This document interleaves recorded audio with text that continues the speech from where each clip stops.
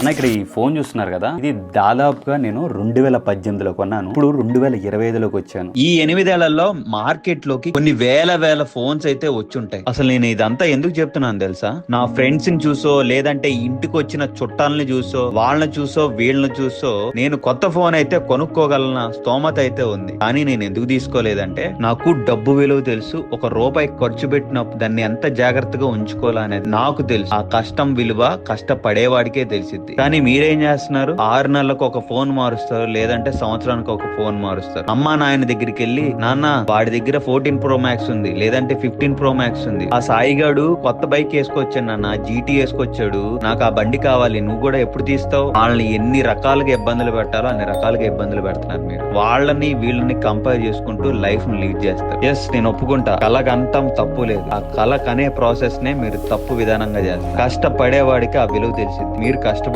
అమ్మాయి నాయల్ని ఎప్పుడు సుఖంగా పెట్టాలి, కానీ మనం వెళ్ళి ఎక్స్ట్రా కష్టాలు ఇవ్వకూడదు. ఆ కష్టాల్లో మనం ఒక భాగస్వాములు అవ్వాలి.